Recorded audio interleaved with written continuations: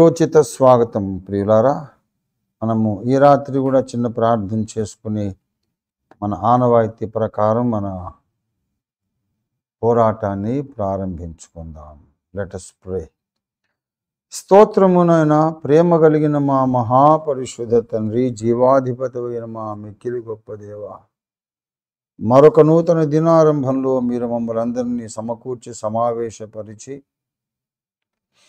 నీ సన్నిధిలో మేము ప్రార్థన విజ్ఞాపనములు చేయడానికి అద్భుతమైన మహదవకాశం, మహిమకరమైన అవకాశం మాకు ఇచ్చినందుకు యేసయ్యా నీకు స్తోత్రాలు చెల్లిస్తున్నాం. ప్రభు, నీ సృష్టిలో మేము ఒక చిన్న నలుసు మాత్రమే అయినప్పటికీ మా ప్రార్థన ఆలకించడానికి, మాకు మీ సన్నిధాన ప్రవేశ అర్హత కలిగించడానికి మీరు మమ్మను కరుణించారు గనక, ఇష్టపడ్డారు గనక నీకు స్తోత్రం తండ్రి.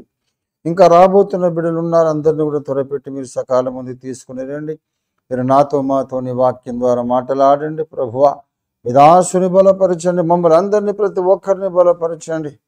అద్భుత రీతిగా ప్రభా మేమందరమును పరిశుద్ధాత్మ వశులమై బలమైన ప్రార్థన చేసి భూమి మీద దుష్టుని రాజ్యాన్ని కాల్చివేసి నీ రాజ్యముని మేము స్థాపించడానికి, వ్యాపింపజేయడానికి సహాయము చేయమని యేసు అద్భుత నామంలో స్తుతించి ప్రార్థిస్తున్నాము తండ్రి.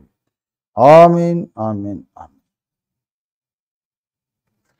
దేవునికి స్తోత్రం. హల్లెలూయా.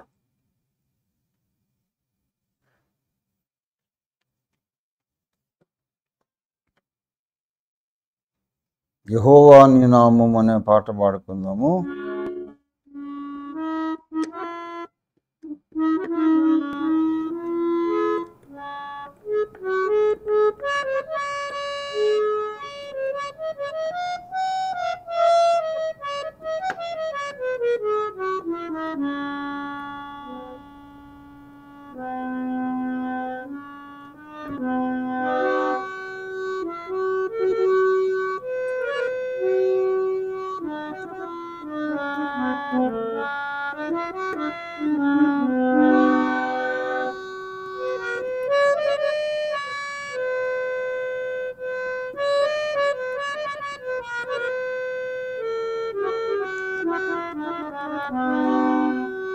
యెహోవా నీ నామము ఎంతో బలమైనది,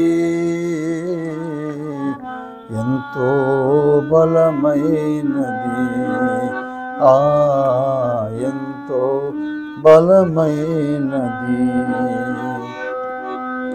మోషే ప్రార్థించగా మన్నాను కురిపించితివి, మోషే ప్రార్థించగా మన్నాను కురిపించితివి. యెహోషువ ప్రార్థించగా సూర్య చంద్రులనాపితివి. యెహోషువ ప్రార్థించగా సూర్య చంద్రులనాపితివి.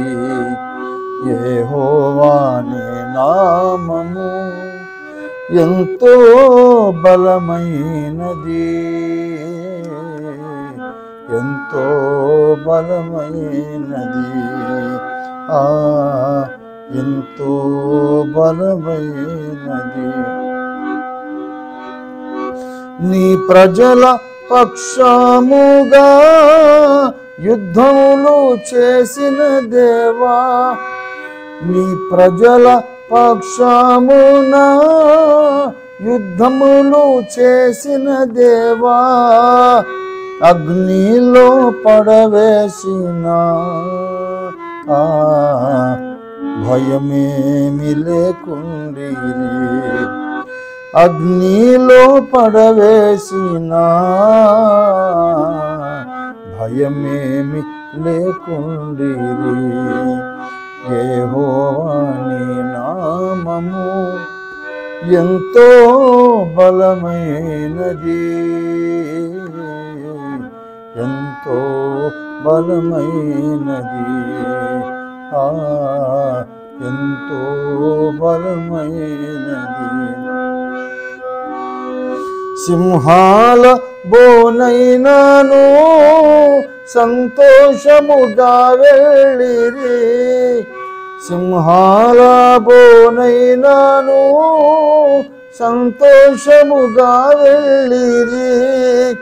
ప్రార్థించిన వెంటనే రక్షించే నీ హస్తము. ప్రార్థించిన వెంటనే రక్షించే నీ హస్తము. యెహోవా నీ నామము ఎంతో బలమైనది, ఎంతో బలమైనది, ఎంతో బలమైనది. చెరసాలలో వేసిన సంకెళ్ళు బిగిల్చిన, చెరసాలలో వేసిన సంకెళ్ళు బిగిల్చిన, సంఘము ప్రార్థించగా సంకెళ్ళు విడిపోయేను. సంఘము ప్రార్థించగా సంకెళ్ళు విడిపోయెను. యెహోవా నీ నామము ఎంతో బలమైనది, ఎంతో బలమైనది, ఎంతో బలమైనది. పౌలు శీలల బంధించి చెరసాలలో వేసిన, పౌలు శీలల బంధించి చెరసాలలో వేసిన, పాటలతో ప్రార్థించగా చెరసాల బ్రద్దలాయే. పాటలతో ప్రార్థించగా చెరసాల బ్రద్దలాయే. యెహోవా నీ నామము ఎంతో బలమైనది, ఎంతో బలమైనది, ఎంతో బలమైనది.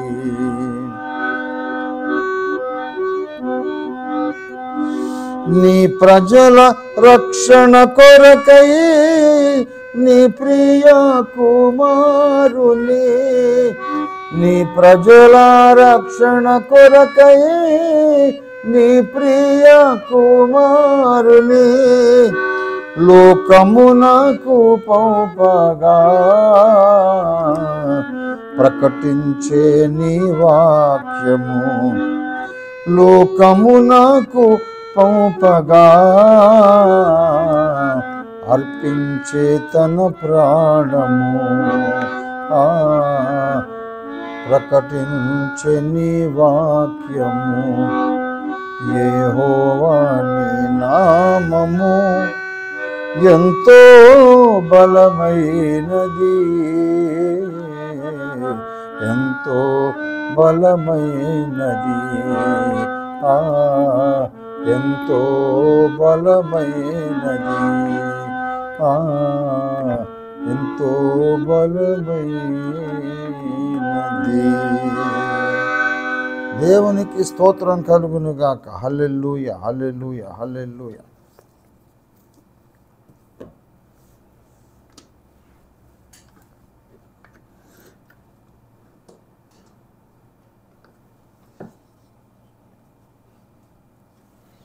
ప్రభునందు ప్రియులారా, ఒక చిన్న వర్తమానము, వర్తమానమునకు అవసరమైన వర్తమానం, వర్తమానమునకు అవసరమైన వర్తమానం అంటే, వర్తమానం అంటే త్రికాలాల్లో ఒక కాలం. భూత వర్తమాన భవిష్యత్ కాలములలో ఉండు సర్వాధిపతి. వర్తమాన కాలం అంటే ప్రస్తుత కాలం. వర్తమానమునకు అవసరమైన అంటే ప్రస్తుత కాలానికి అవసరమైన వర్తమానం. ఈ రెండో వర్తమానమేమో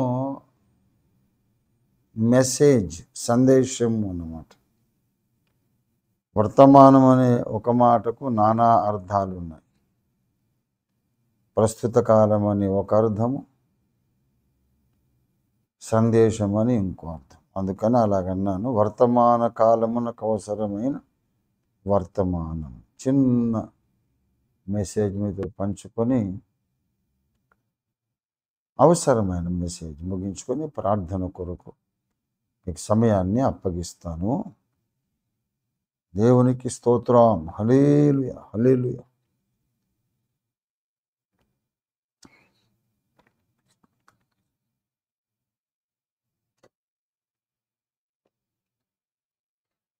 దేవుని పరిశుద్ధ వాక్యంలో నుండి లూకాసు వార్త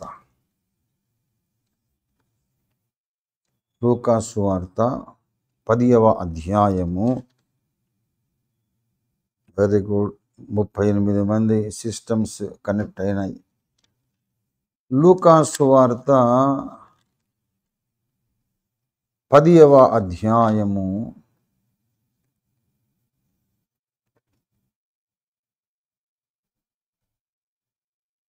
19వ వచనం. 10-19 లూకాసు వార్త.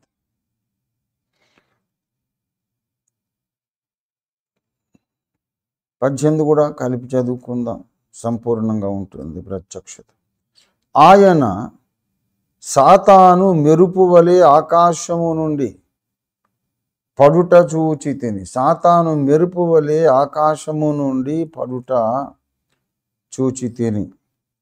ఇదిగో పాములను తేళ్లను త్రొక్కుటకును శత్రువు బలమంతటి మీదను మీకు అధికారము అనుగ్రహించి ఉన్నాను. ఏదియు మీకెంత మాత్రమును హాని చెయ్యదు. దేవుడి వాక్యమును మన వినికిడిలో, మన ధ్యానములో ఆశీర్వదించునుగాక. దేవునికి స్తుతి, స్తోత్రం, మహిమలు కలుగునుగాక. చిన్న ప్రార్థన చేసుకుని దేవుని పరిశుద్ధాత్మ సహాయం కొరకు మనం వేడుకుందాము. ప్రియులారా, రండి మనము ప్రార్థన చేసుకుందాం. హల్లెలూయా, హల్లెలూయా, హల్లెలూయా. ప్రేమ కలిగిన మా మహాపరిశుద్ధ తండ్రి, జీవము కలిగిన మా మిక్కిలి గొప్ప దేవా, దిగిరండయ్యా, నాతో మాతో మాట్లాడండి. ప్రభువా, ఎక్కువ సుదీర్ఘము కాకుండా, అస్పష్టంగా ఏది మిగలకుండా, అత్యంత స్పష్టంగా, అత్యంత క్లుప్తంగా మాకు అత్యవసరమైన వర్తమానాన్ని మీరు పంపించి మమ్మను వెలిగించి మండించి మండుచున్న దివిటీల వలె, పదునైనటువంటి ఖడ్గధారుల వలె ఈ ప్రార్థన పోరాటములో మమ్మను ప్రవేశపెట్టమని యేసయ్య అతి మధుర అనంత శక్తియుత నామమున స్తుతించి ప్రార్థిస్తున్నాము తండ్రి. ఆమేన్, ఆమేన్, ఆమేన్. దేవునికి స్తోత్రం. ప్రభునందు నాకు అత్యంత ప్రియులారా, డైరెక్ట్గా పాయింట్లోకి వచ్చేస్తున్నాను. మన ప్రభు అయిన యేసునాథుడు చెబుతున్నాడు, శత్రువు యొక్క బలమంతటి మీదను మీకు నేను అధికారము అనుగ్రహించి ఉన్నాను గనుక ఏదియు మీకెంత మాత్రము హాని చెయ్యదు. హాని వాడు మనకు చెయ్యలేడు, కానీ హాని చేస్తాను అని బూకరిస్తాడు, బెదిరిస్తాడు, భయపెట్టే ప్రయత్నం చేస్తాడు. అంతే, అంతకన్నా వాడు ఇంకా చేసేదేమీ లేదు. హాని కానీ మేలు కానీ మనకు దేవుని నుండే కలగాలి, కానీ సాతాను నుండి మనకు ఎలాంటి హాని కలగదు, కలగడానికి అవకాశం లేదు. ఇది యేసయ్య మాట. దేవుడు సెలవిచ్చిన ఏ మాట ఏనా నిరర్ధకము, ఏమాత్రము ఎన్నటికి కానేరదు కదా అన్నాడు గబ్రియేలు దేవదూత. ఆ ఏమాత్రం ఎన్నటికని నేను కలిపాను అనుకోండి. మరి ఏమోతో ఏం చెప్పాడు? దేవుడు సెలవిచ్చిన ఏ మాటైనా నిరర్ధకము కానేరదు కదా. వాడు మనకు హాని చేయలేడు అనేది దేవుడు చెప్పిన మాట. ఇక అది నిరర్ధకము కానేరదు. మనం అనుకుంటూ ఉంటాం, సైతాన్ ఇలాగా చేశాడు, అలాగ చేశాడు, అలాగ చేయడు, వాడు బొంద, వాడేం చేయలేడు. మనం అది నమ్మాలి, యేసయ్య మాట నమ్మాలి, సాతాను మాట నమ్మనే వద్దు. వాడి బలమంతటి మీద మనకు అధికారము యేసయ్య అనుగ్రహించి ఉన్నాడు. దానిని వాడుకోకపోవడం మన తప్పు, మన బలహీనత, మన నిర్లక్ష్యం. మనకు జరిగే నష్టములకు మన అజ్ఞానమే కారణం. మనకు జరిగే నష్టాలకు మన నిర్లక్ష్యమే కారణం. శత్రువు మీద మనకున్న అధికారాన్ని మనం ఉపయోగించుకోకపోవడమే కారణం. ప్రియులారా, వాడి మీద మనకు అధికారం ఉంది. వాని కార్యాలను బంధించడానికి దేవుడు మనకు హక్కునిచ్చాడు, అధికారం ఇచ్చాడు. దాన్ని వాడుకుందాం ఈవేళ. వాడికి ఉన్నటువంటి బలము అంతటి మీద అన్నాడు.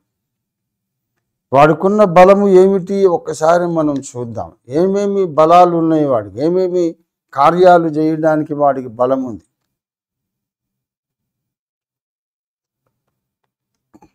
మొట్టమొదట విశ్వాసుల మనస్సులను, ఎంత శ్రేష్ఠ భక్తుల మనస్సులనైనా, పరమభక్తులు మహాభక్తుల మనస్సులనైనా ప్రభావితము చేసి దేవునికి ఇష్టము లేని తలంపులను ప్రవేశపెట్టే బలం వాడికి ఉన్నది. అధికారం అంటం లేదు నేను, వాడు దొంగ విధవా. అధికారం లేని చోటుకు వస్తుంటాడు వాడు. అధికారం లేకపోయినా వస్తాడు, చేయకూడని పనులు చేస్తాడు, వెళ్ళిపోతాడు. దొంగ విధవ. వాడికి చట్టమే ఉంది. దొంగకు ఏ చట్ట ప్రకారం దొంగతనం చేశావురా అంటే వాడేం చెబుతాడు? దొంగతనమే చట్ట విరుద్ధము, న్యాయ విరుద్ధము, తర్క విరుద్ధము, హేతు విరుద్ధము. దొంగను పట్టుకొని ఎందుకురా దొంగతనం చేశావు, ఏ లా ప్రకారం అంటే, సార్ మీరు మెంటలోడ్లా ఉన్నారు, లా ప్రకారం దొంగతనం ఎవడు చేస్తాడు? చట్ట ప్రకారం దొంగతనం ఎలా చేస్తారు? దొంగతనం అనేదే చట్ట విరుద్ధం. వీడు దొంగ అని యేసయ్య చెప్పేశాడు. సాతాను అనేవాడు దొంగ, హంతకుడు, దోచుకునేవాడు. వాడికి చట్టం న్యాయం ఏమి ఉండదు. గనుక వాడు చేసే కార్యాలన్నీ చట్ట విరుద్ధములే. న్యాయానికి భిన్నంగానే వాడు చేస్తాడు. అందులో ఒకటి, దేవుడు తన స్వరక్తమిచ్చి సంపాదించుకున్నటువంటి సంఘములో ఉన్న శ్రేష్ఠ భక్తులు, సాధారణ భక్తులు అందరినీ వాళ్ళ మనస్సులలో దేవునికి ఇష్టము కానటువంటి తప్పుడు చెడు ఆలోచనలను ప్రవేశపెట్టడానికి వాడికి బలం ఉంది, అధికారం లేదు. కానీ వాడు చేస్తుంటాడు. అధికారం లేకపోయినా చేయడమే దొంగతనం. మొదటి దినవృత్తాంతముల గ్రంథం 21వ అధ్యాయం. తరువాత సాతాను ఇశ్రాయేలునకు విరోధముగా లేచి ఇశ్రాయేలీయులను లెక్కించుటకు దావీదును ప్రేరేపింపగా, దావీదు దేవుని చిత్తానుసారమైన మనస్సు కలిగిన ఒక భక్తుడు. అతని మనస్సులో ప్రేరేపణ కలిగింది, ఇశ్రాయేలును లెక్కించాలి అని. అది అవసరం లేదు. ఇశ్రాయేలు యొక్క 4వ పాలును ఎవడు లెక్కించగలడు అన్నాడు బిలాము. ఇంకా భ్రష్టుడు కాకముందు కొన్ని మంచి మాటలు పలికాడు, కొన్ని మంచి పనులు చేశాడు వాడు. ఇశ్రాయేలును ఎవడు లెక్కింపగలడు? వాళ్ళలో 4వ పాలైనా ఎవడు లెక్కింపలేడు అన్నాడు. అదొక ప్రవచనం.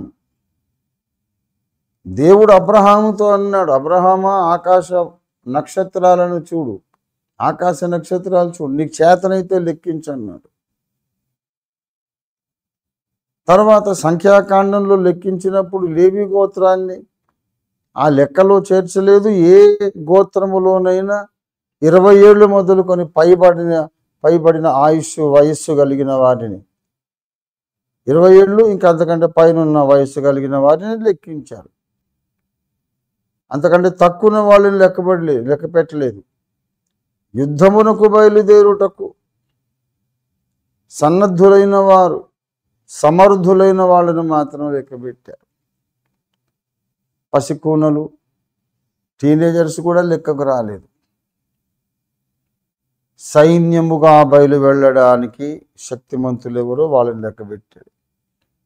అసలు మొత్తం ఎంతమంది అని లెక్క చూడాలని ఒక ఉద్దేశ్యము దావీదుకు కలిగింది. అది దేవుని చిత్తానికి విరోధము. యోవాబు వద్దన్నాడు. ఎందుకు మహారాజా? యెహోవా దేవుడు కనికరించి ఆశీర్వదించి ఇప్పుడున్నటువంటి నీ ప్రజలను ఇంకా అనేక రెట్లు ఎక్కువ చేయునుగాక, అభివృద్ధి చేయునుగాక, 100 ఎక్కువ చేయునుగాక అన్నాడు యోవాబు 21:3. అందుకు యోవాబు, రాజా నా ఏలినవాడా, యెహోవా తన జనులను ఇప్పుడున్న వారి కంటే 100 ఎక్కువ మందిని చేయునుగాక. వారందరూ కూడా నా ఏలిన వాని దాసులు గారా? నా ఏలిన వారికి ఈ విచారణ ఎలా? ఇది జరగవలసిన హేతువేమి? ఇది జరిగిన యెడల ఇశ్రాయేలీయులకు శిక్ష కలుగును అని మనవి చేశాడు యోవాబు, సర్వసైన్యాధ్యక్షుడు.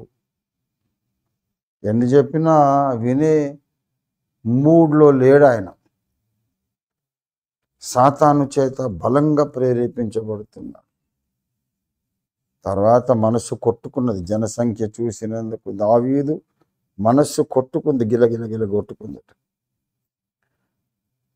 అయ్యో, ఇంత పని చేశాను, చాలా తప్పు జరిగిపోయింది నా వల్ల. అప్పటికే దేవుని కోపం ఆయన మీదకి వచ్చేసింది. ప్రియులారా, అలాగే నీ మనస్సును, మన మనస్సులను అలా ప్రేరేపించగలిగే బలం వాడికి ఉన్నది.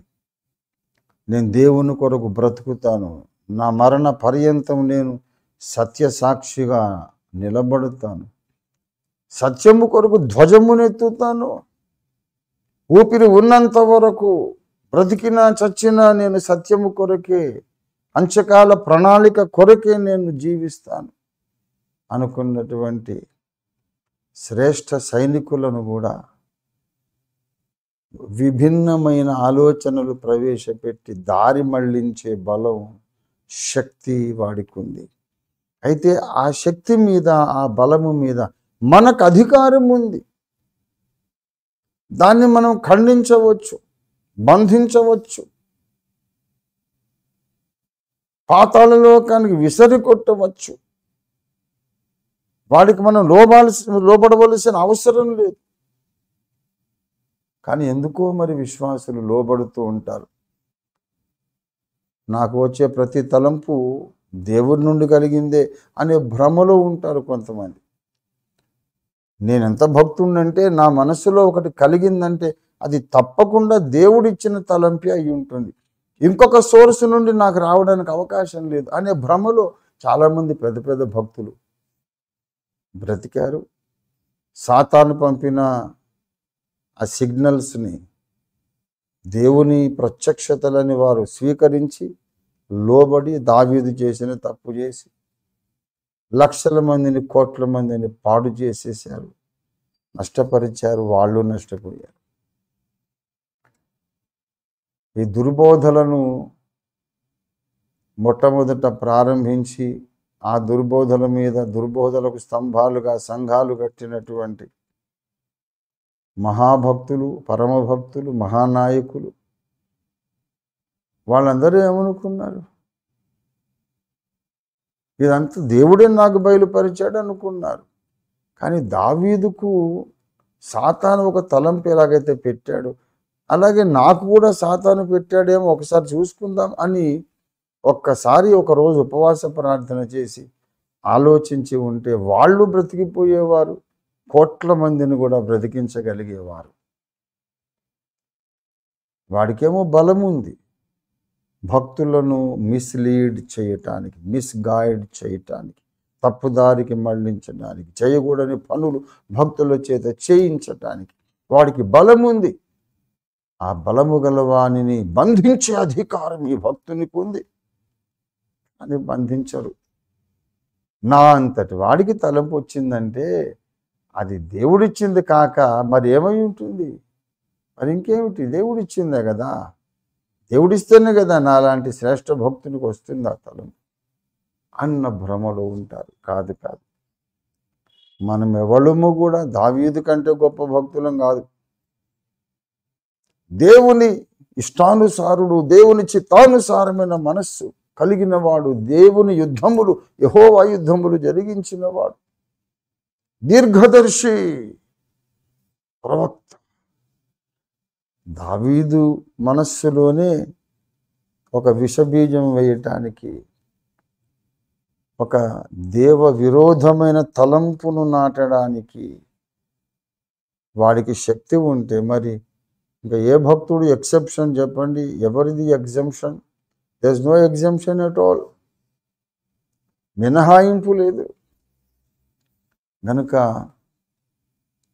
మనం ఈవేళ ఈ బలమును బంధించేద్దాం. సాతానుకున్నటువంటి బలాన్ని మనం బంధించి వేద్దాం. అనేక మంది మంచి విశ్వాసులే, భక్త శ్రేష్ఠులే, కానీ దేవుని ప్రణాళికకు కలిసి రారు, వచ్చి సహకరించరు. తాము తప్పుడు బోధలో ఉన్నామని తెలిసి కూడా ఒప్పుకోరు, మారు మనసు పొందరు. ఇగో అహంభావాన్ని పెంచి పోషించుకుంటారు.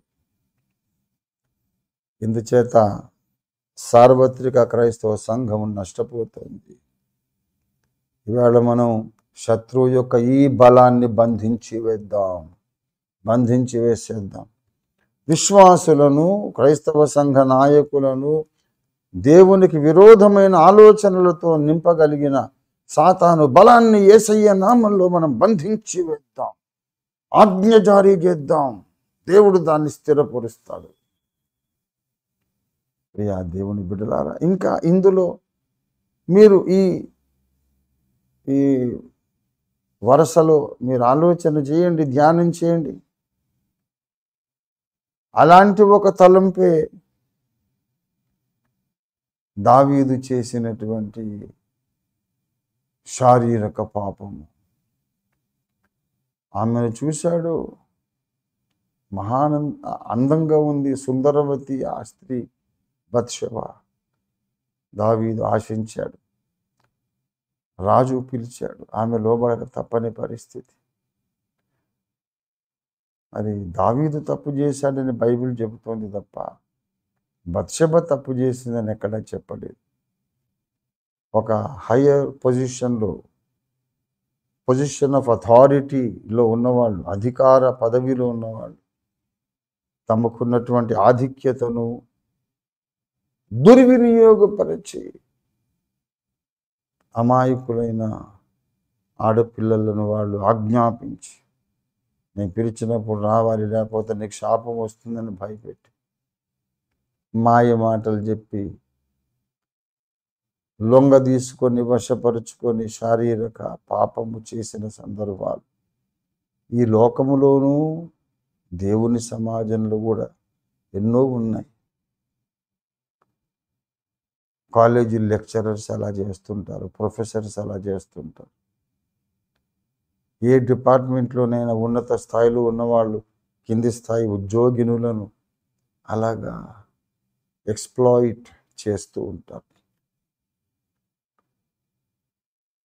ఎవరైనా సరే అలా చేస్తున్నారు అంటే అది దుష్టుడు వాళ్ళలో పుట్టించిన తలంపు. కనుక ఎవరెవరిలో జారత్వ సంబంధమైనటువంటి తలంపులను సాతాను నాటుతూ ఉన్నాడో అలాంటి వాళ్ళందరిలో నుండి ఆ తలంపులు కాల్చివేయబడాలి, దహించివేయబడాలని మనం ప్రార్థించాలి. దైవజనుడా, నిన్ను నీవు కూడా పరిశోధించుకో, పరిశీలించుకో. ఒకవేళ నీవు కూడా అదే శోధనకు గురవుతున్నావేమో. ఒక అందమైన అమ్మాయిని చూడగానే మనసు చలించిందేమో, మాయమాటలు చెప్పి వాక్యాన్ని ఉపయోగించి వశపరుచుకోవాలని మనసు వచ్చిందేమో నీకు. దేవుడు కలిగించడు అలాంటి చెడు తలంపులు, సాతాను కలిగిస్తాడు. దాన్ని బంధించడం నీ బాధ్యత. అలాంటి వాళ్ళందరిలో కూడా ఉన్నటువంటి చెడు తలంపులను, వ్యభిచార మనస్సును ఇవాళ మనం దేవుని సంఘముగా ఏకీభవించి బంధించి వేద్దాం. సాతాను దేవుని సంఘంలో సంచరిస్తూ ఉన్నాడు. విశ్వాసుల హృదయాలలో ఈ చెడు తలంపులను వాడు పెడతా ఉన్నాడు, చెడ్డ ఆలోచనలు పెడతా ఉన్నాడు. వాడిని బంధించడం ఇవాళ మన బాధ్యత. మనకు ఎల్లలు లేవు, భూప్రపంచమంతటా ఉన్నటువంటి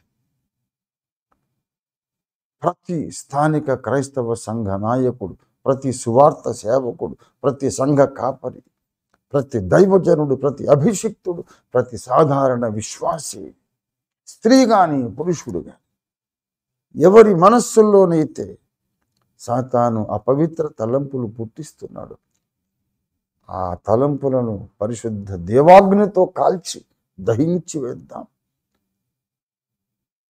అలా చేయటానికి దుష్టుడు ఉపయోగిస్తున్న తన బలాన్ని మనం బంధించి పాతాళ లోకానికి విసరి కొట్టి సమాధి చేద్దాం. వాడికి బలం ఉంది, కానీ మనకు అధికారం ఉంది.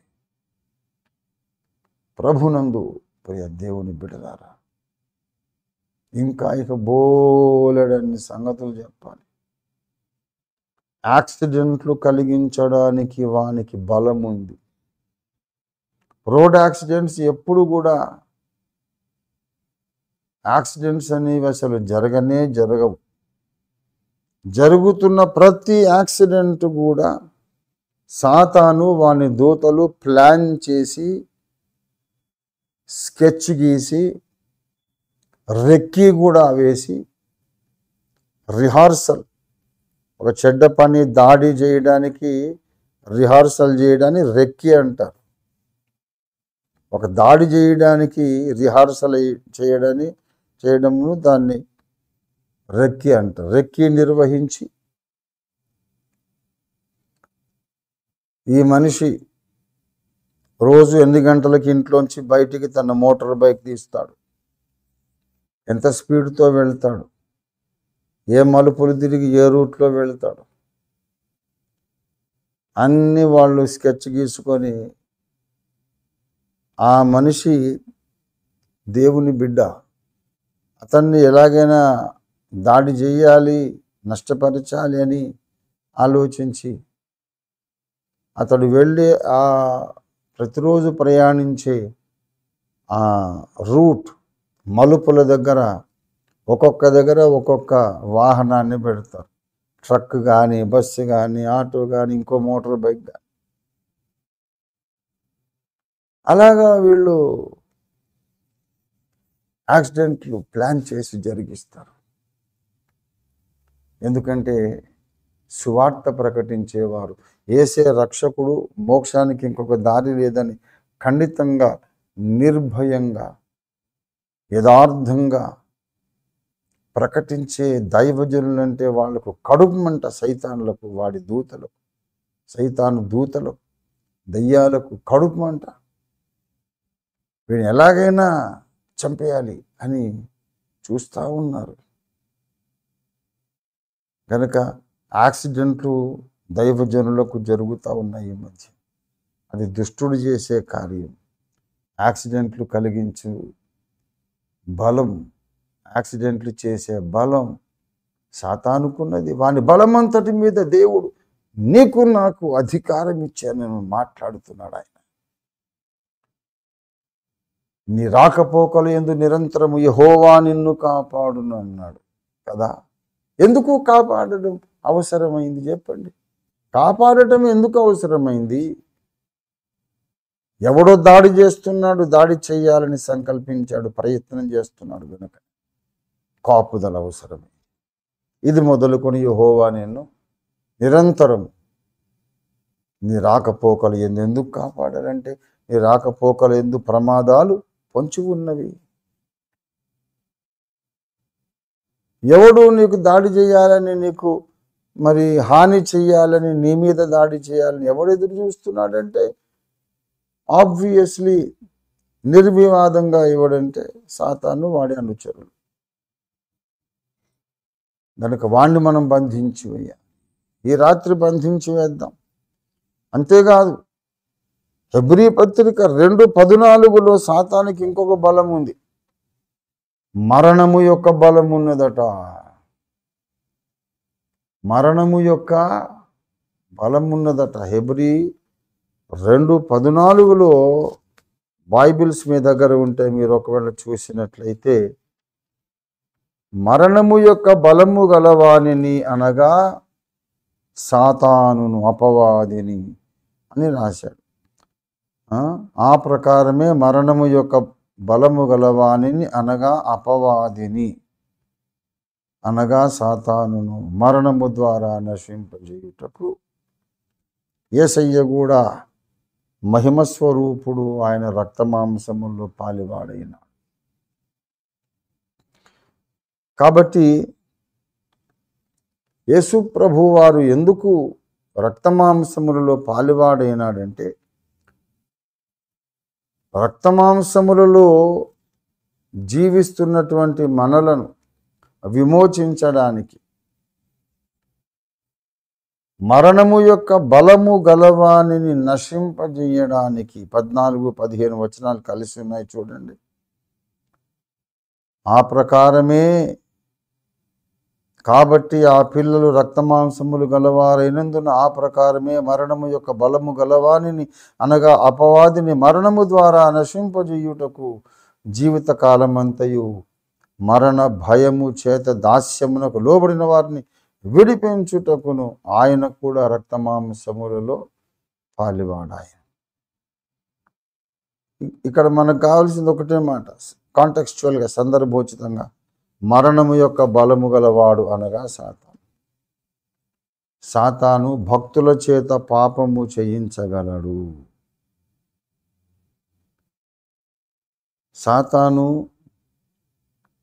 దేవ విరోధమైనటువంటి ఆలోచనలతో, తప్పుడు సిద్ధాంతాలతో భక్తుల మనసులు నింపగలడు. అది మానసిక పాపం.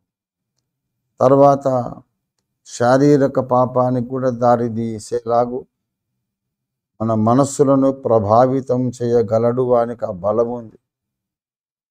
ఇంకా ఎన్నని చెప్పను, ద్వేషము పుట్టించగలడు. విశ్వాసికి మధ్య ద్వేషము పుట్టించగలడు. నిష్కారణంగా సౌలు దావీదును ద్వేషించి దావీదు మీద విషపు చూపు నిలిపాడట. ఎందుకు నిలిపాడు? ఎందుకండి? అది సాతాను పుట్టించినటువంటి ద్వేషం. నిర్హేతుకముగా, నిర్నిమిత్తముగా నన్ను ద్వేషించువారు అనేకులని దావీదు భక్తులు చెబుతున్నాడు. ఎందుకు ద్వేషిస్తారు వాళ్ళు దావీదును? ఎవరికి హాని చేయలేదే, అందరికీ మేలే చేశాడు కదా. ఆ ద్వేషము సాతాను పుట్టించే ద్వేషం. గనుక ఈ ద్వేషము పుట్టించడం ద్వారా దేవుని సమాజములో ఐక్యతను పాడు చేయడానికి వానికి శక్తి ఉంది. వాడికి శక్తి ఉంది, అధికారం లేదు. అన్ని దొంగ పనులు, దొండగాళ్ళు, దౌర్జన్యం చేస్తాడు వాడు. వాడికి ఏమి చట్టబద్ధమైన అధికారం ఉండదు. తన పరిధులు అతిక్రమించి సంఘంలో జొరబడి ఐక్యతను పాడు చేస్తాడు. వాడిని బంధించడానికి ఇవాళ నీకు నాకు మనకు అధికారం. యేసు రక్తంలో కడగబడి వారికి అధికారం. నాకు ఎన్నో ఉన్నాయి. ఫైనల్గా వాక్యం తొందరగా ముగించాలి, ప్రార్థన కొరకు ఎక్కువ టైం ఇవ్వాలి కనుక నేను షార్ట్కట్లో ముగించేస్తున్నాను. మరణము యొక్క బలము గలవాడు. యాక్సిడెంట్స్ ద్వారా, మరణకరమైన రోగాలు తెచ్చిపెట్టుట ద్వారా, దానికి సంబంధించిన మంత్ర ప్రయోగములను చేయటం ద్వారా మనకు రోగాలు తీసుకొని వచ్చే బలము వాడికుంది.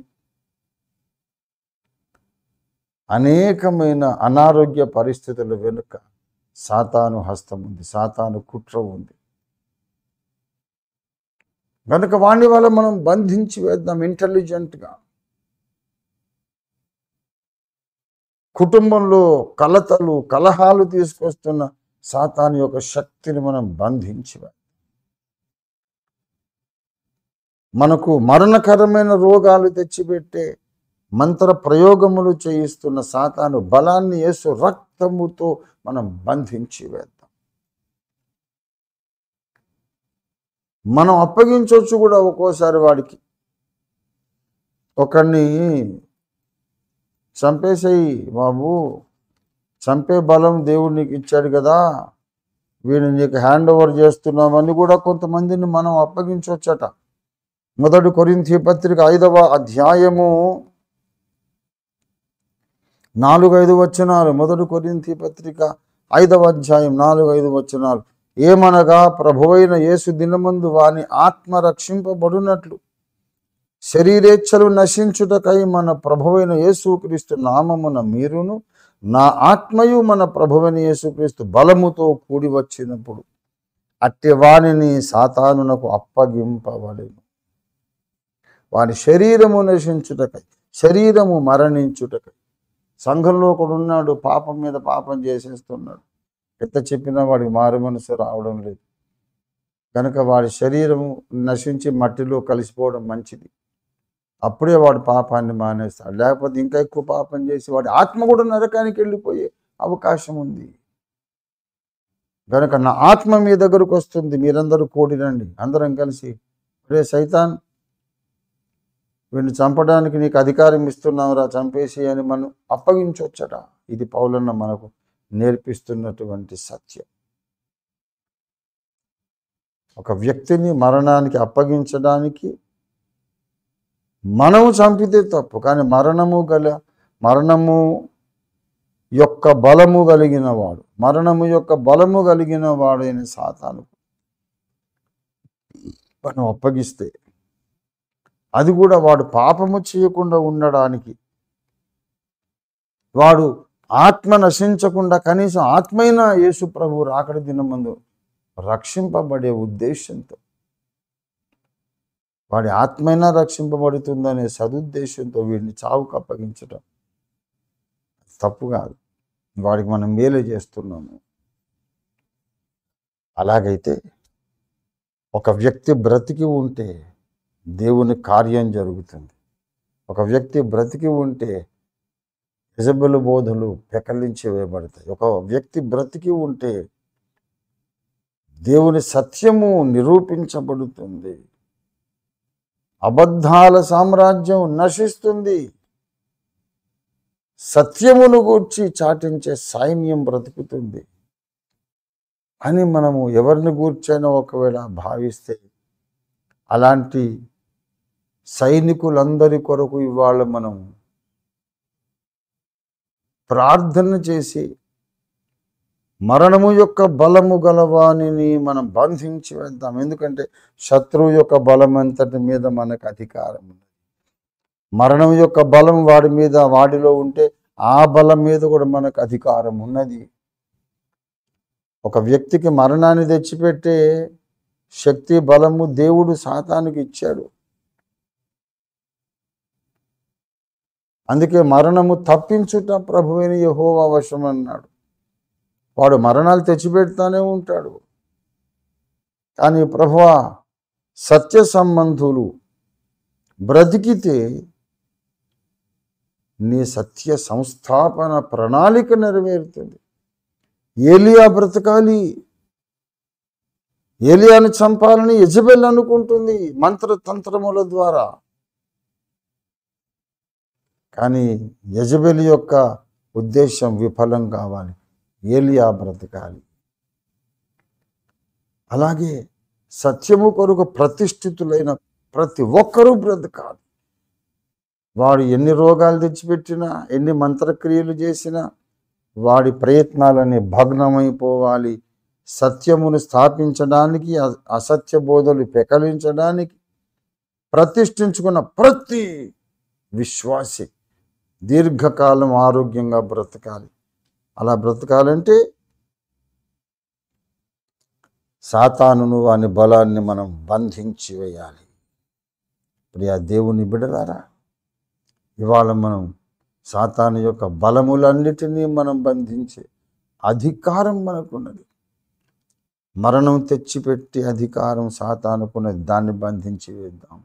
భక్తుల చేత పాపం చేయించి అధికారం వాడుకుంది, మనం దాన్ని బంధించి వేద్దాం. భక్తుల మధ్యలో, విశ్వాసుల మధ్యలో ఐక్యతను చెడగొట్టే అధికారం, బలం వాడుకుంది. అధికారం లేదు కానీ బలం ఉంది, ఆ బలాన్ని మనం బంధించి వేద్దాం. తనకు అధికారం లేకపోయినా జొరబడి ఈ దుండగాలన్నీ చేస్తున్నాడు వాడు. వాడి బలములన్నిటిని బంధించడానికి మనకు అధికారము దేవుడు అనుగ్రహించాడు. రండి, మనందరం కూడా ఇవాళ సాతాను బలమంతటిని బంధించి వేద్దాం.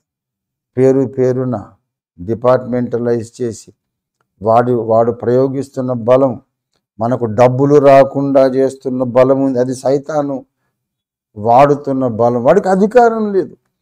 మనకు డబ్బులు రాకుండా చేయడానికి వాడికి అధికారం లేదు, కానీ వాడు ఆపేస్తున్నాడు. దొంగ కదా, మరి దుర్మార్గుడు కదా, వాడు చేసే దౌర్జన్యం ఇది. ఈ విశ్వంలో డబ్బంతా నీది నాది మన చేతిలోకి రాకుండా అడ్డుకుంటున్నాడు ఆ దుర్మార్గుడు. వాడి బలమును బంధించి వేద్దాం. మన ఆర్థిక అభివృద్ధిని అడ్డగిస్తున్న సాతాను బలమును, సాతాను శక్తిని యేసు మనకిచ్చిన అధికారంతో బంధించి వేసేద్దాం. మన కుటుంబాలలో కలహాలు సృష్టిస్తున్న సాతాను యొక్క బలమును యేసు నామములో మనం బంధించి వేద్దాం. మన పిల్లలు మనకు లోబడకుండా అవిధేయులైన వారిని ప్రేరేపిస్తున్నాడు వాడు. ఎఫెసీ 2లో ఉంటుందన్నమాట.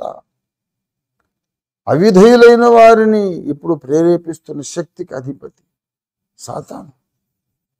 కనుక మన పిల్లలను అవిధేయులుగా చేస్తున్న సాతాను బలమును ఇవాళ మనం బంధించి వేద్దాం. మనందరి జీవితాల్లో ఒక నూతన కార్యాన్ని మనం చూద్దాం. ఇంకా దేవుడు మీకు బయలుపరిచిన ప్రకారం సాతాను యొక్క రకరకముల శక్తులన్నిటిని మనం యేసయ్య ఇచ్చిన అధికారంతో గద్దించి, బంధించి, పాతాళ లోకాన్ని విసరికొట్టి త్రొక్కి సమాధి చేస్తూ తెల్లవారుజామున మనం గొప్ప విడుదల పొంది పక్షిరాజుల వలె రెక్కలు చాచి పైకి ఎగురుదాం. దైవుని సింహాసనం దగ్గరికి వెళ్ళిపోదాం. అక్కడ నుండి సాతాను యొక్క కోటలన్నిటినీ కూల్చిపారేద్దాం. మనము పేదరికముతో, కలహాలతో, అశాంతితో, అనారోగ్యాలతో బాధపడడానికి ఇక గతించిన కాలమే చాలు. వాడు తన బలాన్ని మన మీద ప్రయోగిస్తున్నాడు, మనమేమో మన అధికారాన్ని వాడి మీద వాడటం లేదు. అదే మనకు వచ్చిన సమస్యలన్నిటికీ మూల కారణం. మేల్కొందాం రండి, సింహము జోలు దులుపుకొని లేచినట్టుగా సాతానును మనం గద్దించి, బంధించి పారద్రోలి ప్రతి క్రైస్తవ కుటుంబాన్ని డినామినేషన్ భేదము లేకుండా అందరినీ ఆధ్యాత్మికంగా, ఈ లోకరీతిగా కూడా బలవంతులుగా, ఐశ్వర్యవంతులుగా చేద్దాం. దేవుడు మనకు ఆ హక్కునిచ్చాడు, అధికారం ఇచ్చాడు, వాడుకుందాం రండి. ప్రార్థన చేసుకుందాం రండి ప్రియులారా. మనం వెంటనే ప్రార్థనలోకి వెళ్ళిపోదాం. 1 గంటకి ఇంకా 5 నిమిషాలు తక్కువ ఉంది. మనం ఇప్పుడు మన అధికారమును ఉపయోగించడం ప్రారంభిద్దాం. వెంటనే ప్రార్థనా బృందములో ఉన్నటువంటి సభ్యులందరూ కూడా 2 చేతులెత్తి ప్రభువుని స్తుతిద్దాం. ప్రభువా, మీరు మాకు అనుగ్రహించిన అధికారం ఏమిటో, దానిని మేము వాడకుండా ఉన్నందుచేత జరుగుతున్న నష్టమేమిటో మాతో స్పష్టముగా మీరు మాట్లాడినందుకు నీకు వందనాలు. సూటిగా, తేటగా, బాహాటంగా మా బలహీనత ఏంటో, మా నిర్లక్ష్యం ఏంటో, దానివల్ల జరుగుతున్న నష్టమేంటో మాకు తెలియపరిచారు. నీకు స్తోత్రం అయ్యా. మేము మేల్కొంటున్నామయ్యా. ఇప్పటి నుండి మా బలాన్ని మేము సరిగా వాడతాం ప్రభా. సాతాను కార్యములన్నింటినీ కూడా బంధించి వేస్తాం. నీ కార్యం భూమి మీద జరగడానికి మేము ముందుకు సాగుతాం ప్రభువా అని ప్రభువును స్తుతిస్తూ తీర్మానం చేస్తూ ప్రార్థనకు ఉపక్రమిద్దాం రండి. ప్రేరేపణ కలిగిన